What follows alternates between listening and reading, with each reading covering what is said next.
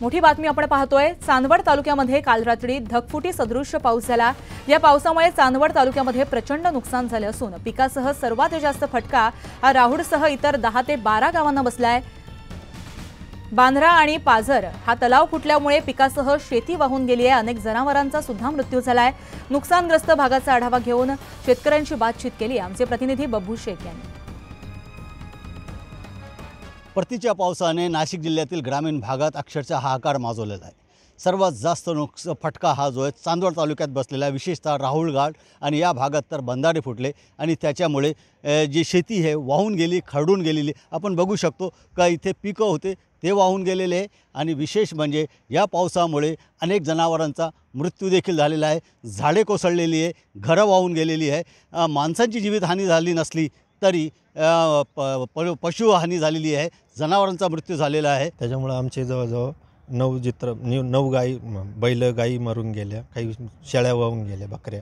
किती नुकसान झालं असेल तरी आता अंदाजे काय त्याचं 4-1 लाख 4 लाखाच्या पुढचंच नुकसान झालं आहे। एकूणच परतीच्या पावसाने हातात उलाशी आलेला आहे घास जो आहे तो हिरावून घेतलेला आहे आणि वारंवार येत असलेल्या नैसर्गिक आपत्तीमुळे शेतकरी हतबल झालेला आहे। मायबाप सरकारने तातडीने पंचनामे करून मदत करावी अशी मागणी शेतकरी वर्ग करत आहे। बब्बू शेख, न्यूज 18 लोकमत, राहुळ, चांदवड। मनसे अध्यक्ष राज ठाकरेंच्या निवासस्थानी शिवतीर्थ इथं बैठक सुरू आहे। या बैठकीमध्ये मनसेचे पुण्यातील शहराध्यक्ष साईनाथ बाबर, किशोर शिंदे, दिलीप वागसकर यांच्यासोबतच अनेक पुण्यातील मनसेचे पदाधिकारी उपस्थित आहेत। पुण्यात अजित पवारांना मोठा धक्का बसलाय। हडपसरमधील 5 माजी नगरसेवक दादांची साथ सोडणार आहेत। अजित पवारांचे कट्टर समर्थक मानले जाणारे आनंद अलकुंटे दादांची साथ सोडून अपक्ष म्हणून लढणार आहेत। विधानसभा निवडणुकीच्या पार्श्वभूमीवर आज भाजपची पहिली यादी येण्याची शक्यता वर्तवण्यात येते। पहिल्या यादीमध्ये 110 ते 115 उमेदवारांची नावे असतील अशी माहिती सूत्रांनी दिली आहे। मुंबईत जागा वाटपासाठी रात्रभर खलबत झाली। देवेंद्र फडणवीस आणि बावनकुळेंच्या उपस्थितीत पदाधिकाऱ्यांच्या बैठका घेण्यात आल्या।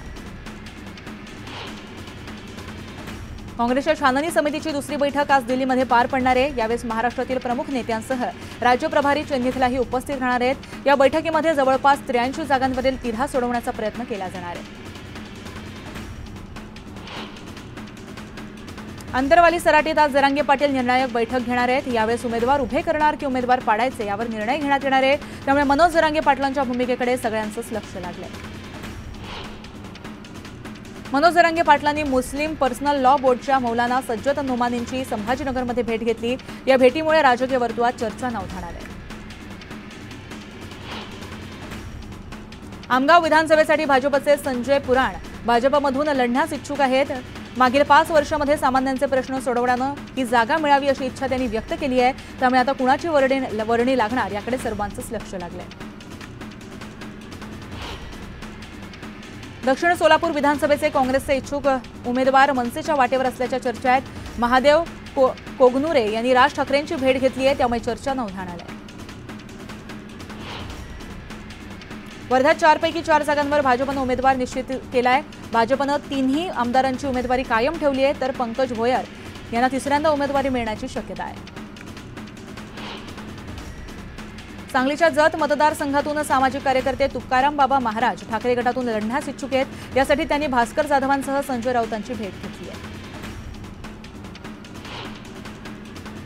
अमरावतीत उमेदवारी जाहीर होण्यापूर्वीच आमदार रवी राणा यांचे महायुतीचे अधिकृत उमेदवार म्हणून बॅनर व्हायरल झालेत। बडनेरची उमेदवारी युवा स्वाभिमान पक्षाला सुटल्याचा दावा हा रवी राणा यांनी केलाय। सोलापुरात विधानसभा निवडणुकीत तिसरी आघाडी मैदानात उतरली आहे। अक्कलकोटचे विद्यमान भाजप आमदार सचिन कल्याण शेट्टी आणि माजी मंत्री सिद्धराम म्हेत्रे यांच्या विरोधामध्ये प्रहार उमेदवार देणार आहे। वायनाड पोटनिवडणुकीसाठी काँग्रेसनं प्रियंका गांधी यांना उमेदवारी दिली आहे। गांधींविरोधात भाजपकडून नव्या हरिदास यांच्या नावाची घोषणा करण्यात आली आहे। समाजवादी पक्षाच्या वतीनं भिवंडी पूर्वेच्या जागेवर विद्यमान आमदार रईस शेख यांच्या उमेदवारीची घोषणा केली। मात्र आता याच जागेवर ठाकरे गटानं दावा केलाय। रुपेश म्हात्रेंना उमेदवारी देण्यात यावी अशी मागणी त्यांनी केली आहे। तुळजापूर विधानसभेच्या जागेसाठी उमेदवारीवरून काँग्रेस पक्षामध्ये रस्सीखेच पाहायला मिळते। मधुकर चव्हाणांनंतर जिल्हाध्यक्ष धीरब पाटील हे देखील काँग्रेसकडून लढण्यास इच्छुक आहेत, त्यामुळे तुळजापुरामध्ये काँग्रेसची डोकेदुखी वाढणार आहे। अजित पवार गटातील माजी आमदार के.पी. पाटील यांनी संजय राऊतांची भेट घेतली। राधानगरी मतदारसंघ उभाटायला जाण्याची शक्यता असल्यानं त्यांनी भेट घेतल्याची माहिती समोर येते आहे, त्यामुळे के.पी. पाटील ठाकरे गटात प्रवेश करण्याची शक्यता आहे। आचारसंहिता सुरू असतानाही हिंगोलीच्या ग्रामीण भागामध्ये अनेक ठिकाणी इच्छुक उमेदवारांचे पोस्टर झळकलेत। संबंधितांवर कारवाई करण्याची मागणी केली जाते। नांदेडमध्ये भाजपला धक्का बसलाय। आमदार सुभाष साबणे यांनी भाजपला रामराम ठोकलाय। साबणे हे तिसऱ्या आघाडीकडून निवडणूक लढण्याची शक्यता आहे। शहापूर विधानसभेमध्ये महायुतीत वादाची ठिणगी पडली आहे। शहापुरात अजित पवार गटाला मदत करणार नाही अशी आक्रमक भूमिका भाजप कार्यकर्त्यांनी घेतली आहे। राष्ट्रवादीऐवजी भाजपला उमेदवारी द्यावी अशी मागणी करण्यात आली आहे। महाराष्ट्र बहुजन सन्मान पार्टी विधानसभेच्या निवडणूक स्वबळावर लढणार आहे। विधानसभेच्या किमान 100 जागा लढवणार अशी घोषणा मारुती केसकर यांनी केली आहे। विधानसभा निवडणुकीसाठी वंचितनं उमेदवार जाहीर करण्यात आघाडी घेतली आहे। सातारा जिल्ह्यातील कराड दक्षिणमधून संजय गाडे आणि कोरेगाव मतदारसंघात चंद्रकांत कांबळे यांना उमेदवारी दिली आहे।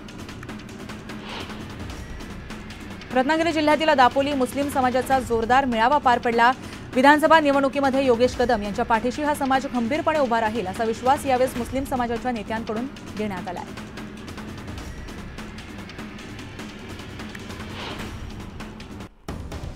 पुढे ब्रेकिंग बातमी आपण पाहतोय। परशुराम उपरकर हे आज उद्धव ठाकरे यांच्या भेटीला गेलेत। मातोश्री इथं भेट ते घेणार असल्याचं कळतंय। सिंधुदुर्गमध्ये मनसेतील पदाचा राजीनामा दिल्यानंतर परशुराम उपरकर हे लोकसभेवेळीच शिवसेना ठाकरे गटात प्रवेश करणार होते, मात्र त्यावेळेस पक्षप्रवेश होऊ शकला नाही। आज उद्धव ठाकरे यांची भेट घेऊन शिवसेना ठाकरे गटामध्ये ते प्रवेश करू शकतात अशी माहिती सध्या हाती आली आहे। राजन तेली यांच्यानंतर सिंधुदुर्ग जिल्ह्यातील आणखीन एक माजी आमदार ठाकरे गटामध्ये जाणार आहेत। माजी आमदार परशुराम उर्फ जीजी उपरकर आज दुपारी 12:30 वाजता उद्धव ठाकरे यांच्या उपस्थितीमध्ये शिवसेना ठाकरे गटामध्ये प्रवेश करणार आहेत। 12 वर्षांनंतर परशुराम उपरकर मातोश्रीकडे रवाना झाले आहेत।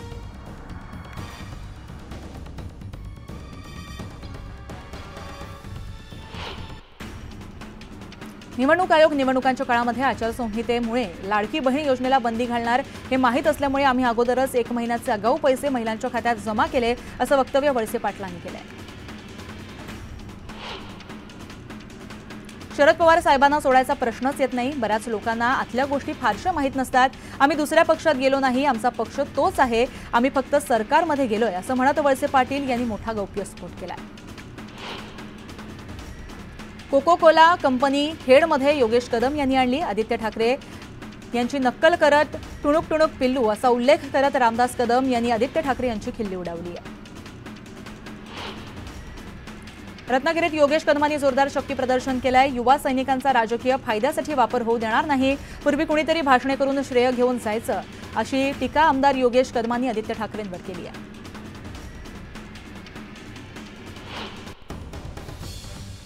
मोठी बातमी आपण पाहतोय। चांदवड तालुक्यामध्ये काल रात्री ढगफुटी सदृश्य पाऊस झाला।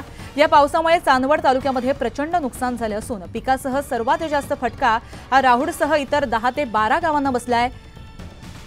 बांधरा आणि पाझर हा तलाव फुटल्यामुळे पिकासह शेती वाहून गेली आहे। अनेक जनावरांचा सुद्धा मृत्यू झालाय। नुकसानग्रस्त भागाचा आढावा घेऊन शेतकऱ्यांशी बातचीत केली आमचे प्रतिनिधी बब्बू शेख यांनी। परतीच्या पावसाने नाशिक जिल्ह्यातील ग्रामीण भागात अक्षरशः हाहाकार माजवलेला आहे।